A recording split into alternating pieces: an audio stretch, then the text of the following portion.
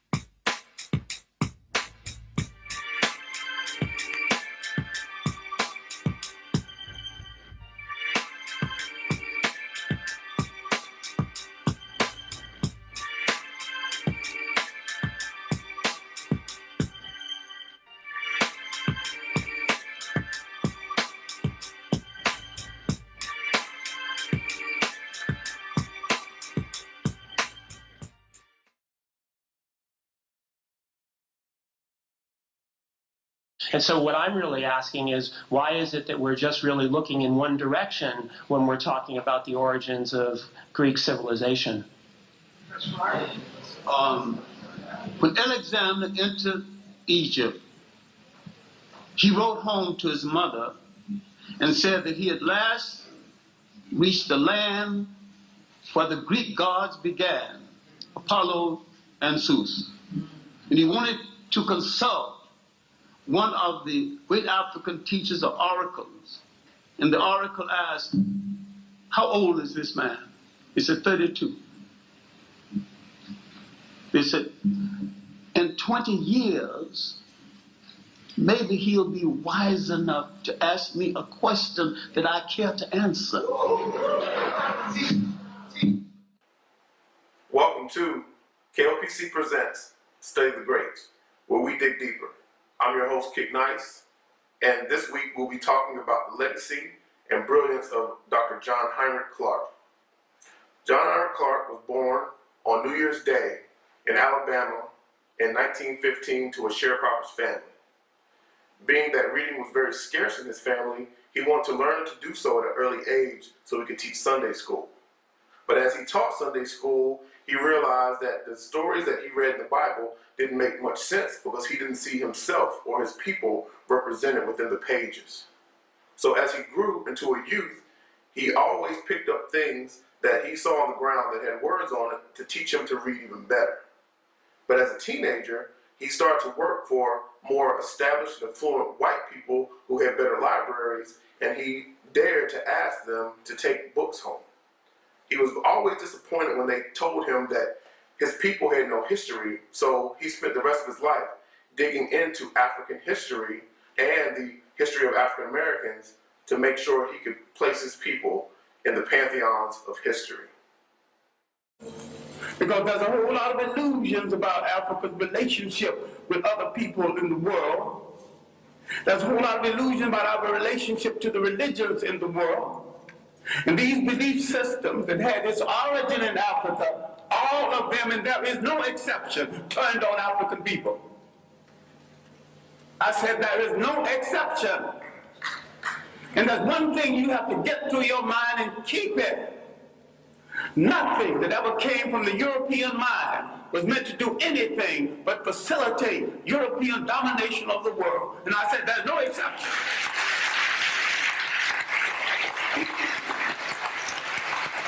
Everything that was brought into this continent, everything, every idea, every so-called religion was meant to dominate and to control. The Arabs had no illusions about it. The Europeans had no illusions about it. You were the ones with the illusions. And yet every element that went into the making of every major religion in the world started in Africa. Why is it that you are so naive? You let people redress something that you invented, sell it back to you, and enslave you through it.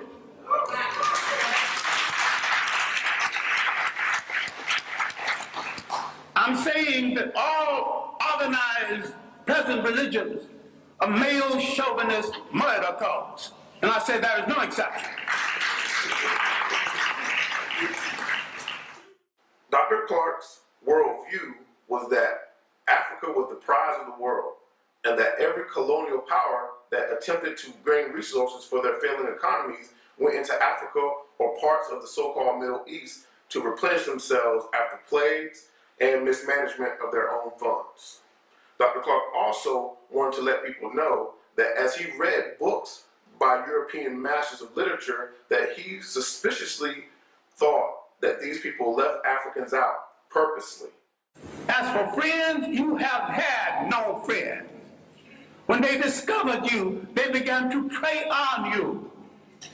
Now let's look at our relationship with Western Asia, mistakenly called the Middle East. For 3,000 years, our greatest enemies came from Western Asia. They were trying to avenge the fact that they were once African colonies. You read a book called When Egypt Ruled the East, and you get some of the basic information on this. Now, the first visitors to Africa came in the 1700s BC. These were the people who would later be called Hebrews. Now, black people are ticklish on this because black people think that everything in the Bible is true. I question the intelligence of anyone who thinks everything in the Bible is true or supposed to be true.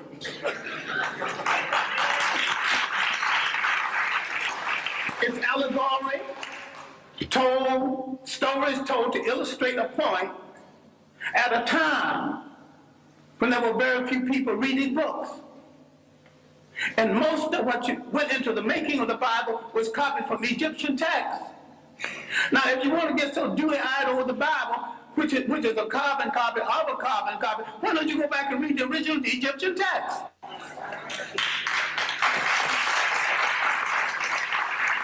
Then you see where all these stories started from. You see where the story of the Exodus started from. Now, you get so dewy-eyed, you actually think there was an Exodus. These people walked into Africa. Why couldn't they walk out? Why did they have to go by sea? No. Why did they see at the park? If you read Egyptian literature, you will discover that the whole story of somebody parting the sea started with about 3,000 years before the Hebrew entrance. I should not use the word Hebrew entrance, but the entrance from Western Asia. Now let's get one thing straight, because black people are confused about all religions. Now, I'm not against any religion. I'm a very spiritual human being. I just don't need a preacher to preach no 10 Commandments to me when he's a backslider going with some sister, some other man's wife. I'm intelligent enough to pick from the 10th Commandment, not commandments anyway, but they were omissions of purity at the great school at Luxor, the great African training school. All right, now, let's get into this Western Asia. I'm saying that the people who came from Western Asia escaping famine did not have any Hebrew faith when they came into Africa. And there's no record of a Hebrew faith before that. Why is it that when they left Africa in the so-called Exodus, they had all three? African culture, an African religion, and an African language. Now look at the origin of so-called people you now refer to as Jews. And you're mistaken using that reference because the word Jew is of European origin. And the people in Europe who call themselves by their name have no relationship to the biblical people of the Hebrew faith. And I'm saying that the people we now call Jews entered world history with that visit to Africa. And when Africa was invaded, 1675 BC, instead of joining the Africans who had been their beneficiary and saved them from starvation, they joined the enemies of Africa. No one has ever returned any favors to us. As a people, we have always been hospitable to strangers, mostly the wrong stranger. And what we have to understand now, in the period of superior brainwashing, is there is no European answer for African problems. Either Africans find a solution to African problems, or there is no solution, and if you don't find a solution soon, you go back into slavery.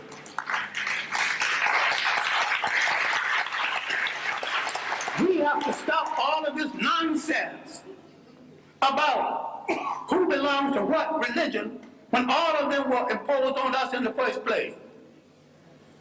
We stop all this fight between Muslims and Christians when neither one of the religions are doing them any good or moving them toward independence. All of them are handmaids of conquerors. All of them are religions of conquerors. We were naive when we accepted their interpretation of something that we had all along. I'm saying we need to take a good look at ourselves. I'm not talking about burning churches. I'm not talking about getting rid of religions. Understand me well. I am saying that every single thing that touches your life, religious, socially, and politically, must be an instrument of your liberation, or you must throw it into the ash can of history. Dr. Clarke was known very well for his religious critiques, but also maintaining his spirituality. He understood how religion was used to psychologically enslave black folks during slavery and after it during the Jim Crow era. He was a contemporary of Malcolm X and actually advised him on many speeches and his intellectual growth.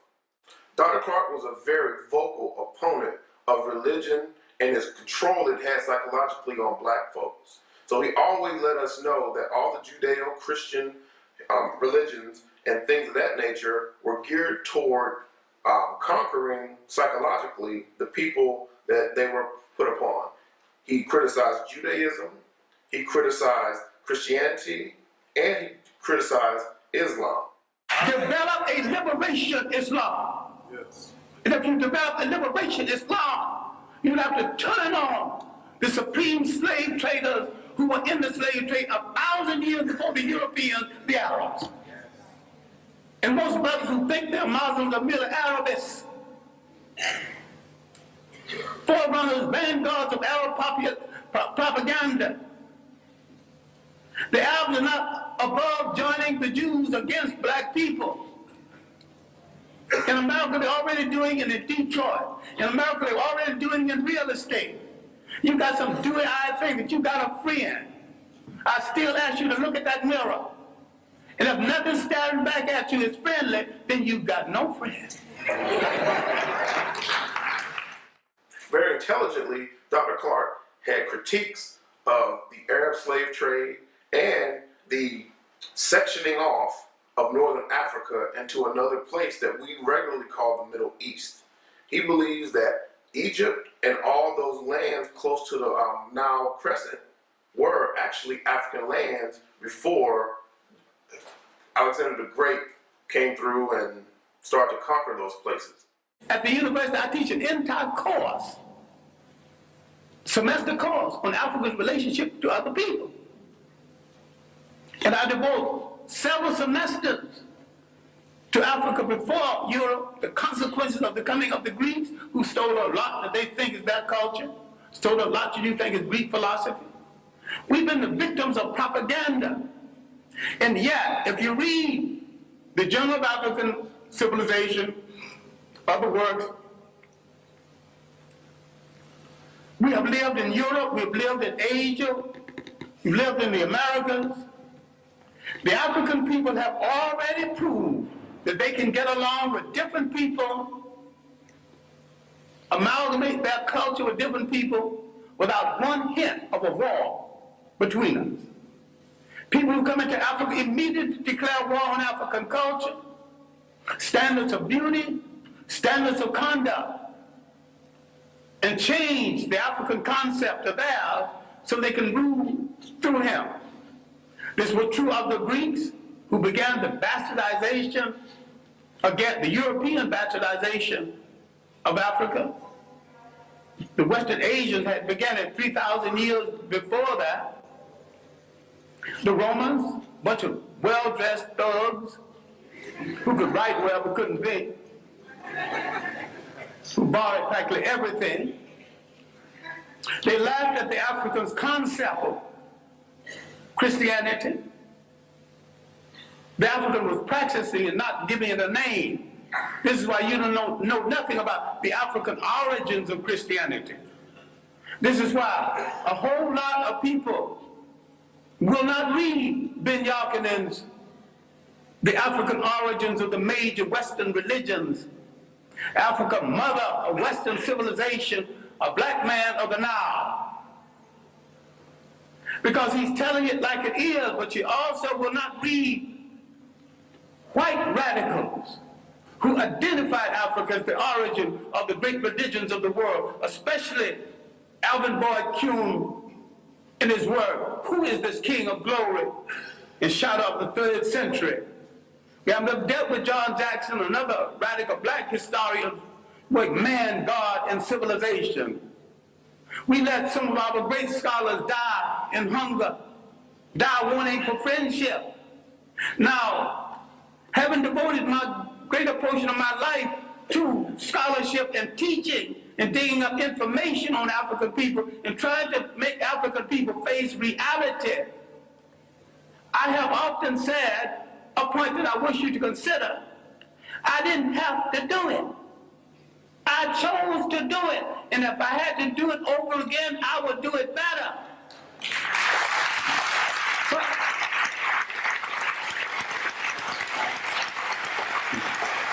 I have a lot of talent other than the talent to teach and to research. I've never met a rich man who had a better mind than me. So if I wanted to succeed as a rich man, I could have done that. I never met a crook who wasn't a fool. I could have been a good crook if I chose to be a crook.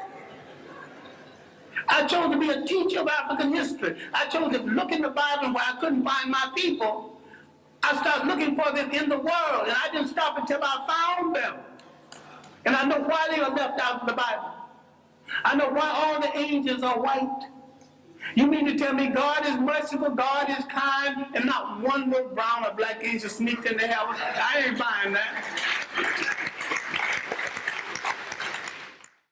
We see that later on in his career, he saw that the Bible really wasn't a history book. It was more a book of fables, allegory, and things that were borrowed from other cultures. Now the Bible that you get so dewy-eyed over is one of the greatest pieces of propaganda ever written. If you want to read the Bible, why don't you read the Bible one day and read Mein Kampf the next day and see the comparison? That's hard on your mind. Because you think if you don't have Christianity, Islam, or Judaism, you don't have to have spirituality. I've got more spirituality after I put all of them down. And I've got more religion after I put all of them down. All right, now let me conclude something that has no conclusion. We have to look at the impact of Europeans on Africa. All impacts have been negative. The Romans laughed at the early African Christians. Finally, for political reasons, they stopped killing Christians and became Christians. I'm saying the Europeans became Christians for political reasons, as the Arabs became Muslim for political reasons, and as the so-called Jews became Hebrews for political reasons. People use organizations for political reasons, and what we get so dewy-eyed and think we're dealing with the truth. If you look at indigenous African belief systems, if you look at the idea when Africans had no churches of any consequence, because these fools came here and said, this is the house of God, and the African looked at that church and said, if God who made the wind, the spring, made the ocean roll, and you're going to tell me he can fit into a little thing you call a church? That is no house of God. So some of you had the common sense enough to move away from it, and some had the common sense to point it down. I'm saying that you're closer to God when the further away you get away from organized religions that are all handmaidens of conquest. The Roman Empire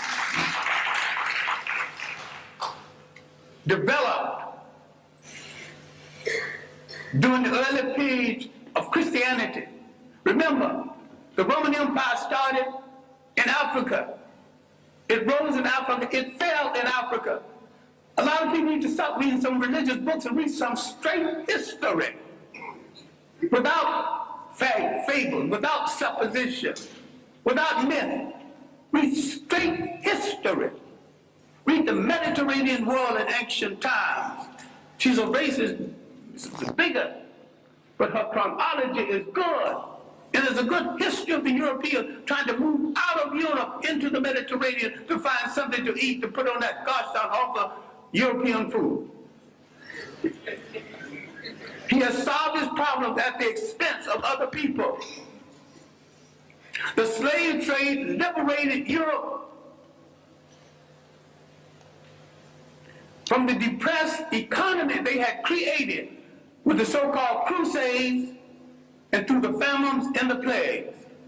Europe always solves its problems by preying on people outside of Europe.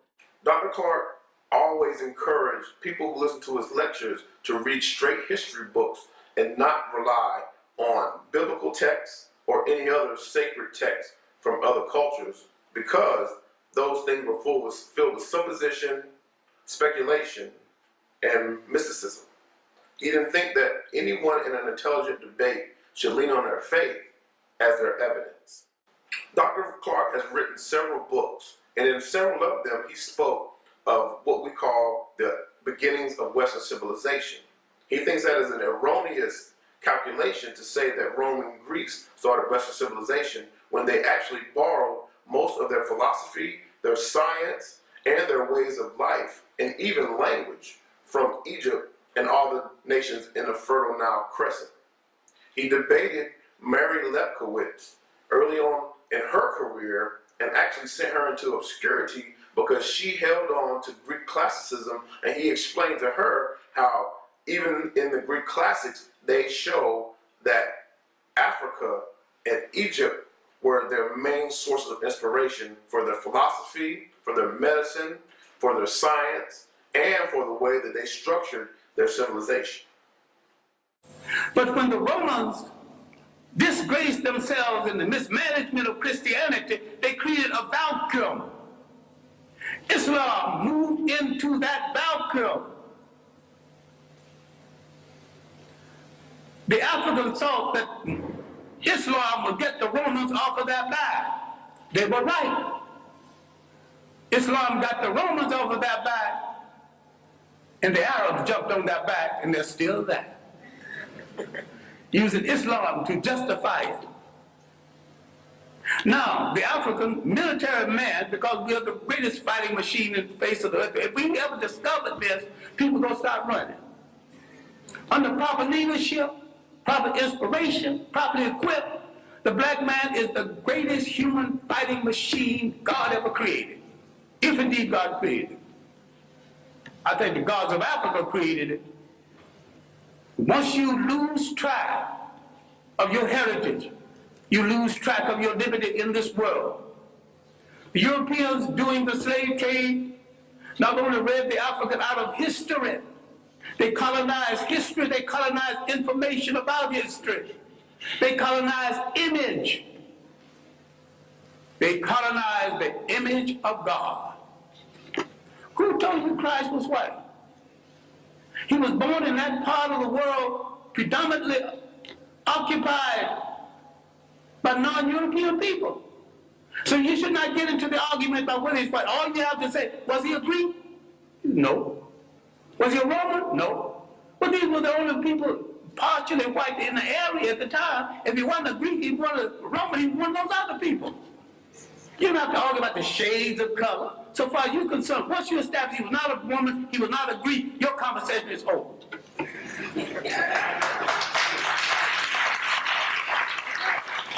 Now, if somebody else want to argue about his shade, Well, that's their problem. And if you got a problem with color, then you got a problem with your mother and your father. You have insulted your mother and your father if you don't like what they gave you.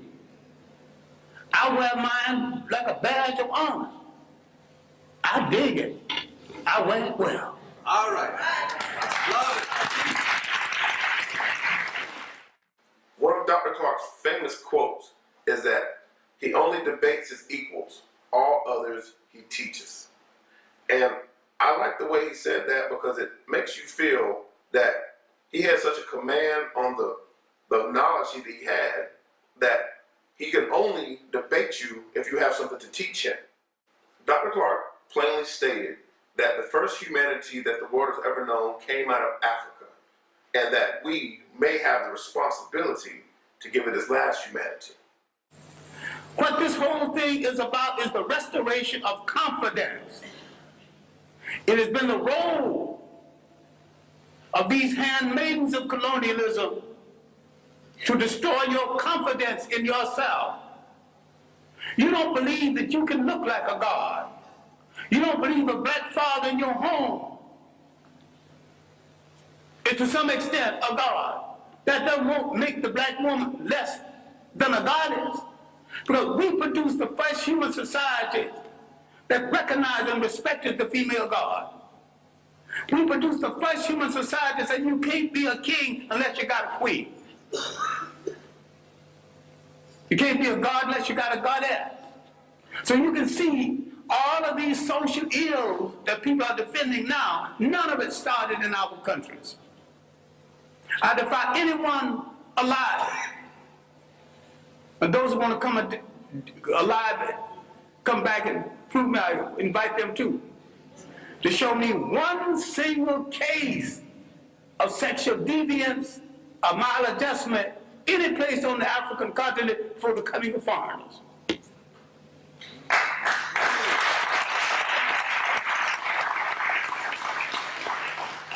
I defy you to show me one case of teenage pregnancy, one case of ill treatment of women.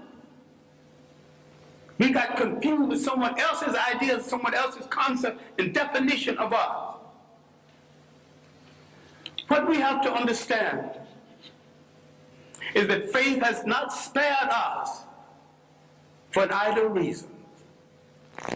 A whole lot of people who've been hit less than us are extinct. What is there in us that made us strong enough to take this heavy blow? 500 years of slavery, one way or the other. Slavery, neo-colonialism. What made us strong enough to survive? What has faith saved us to do? And inasmuch as we gave the world its first humanity, faith has saved us to give the world its last humanity.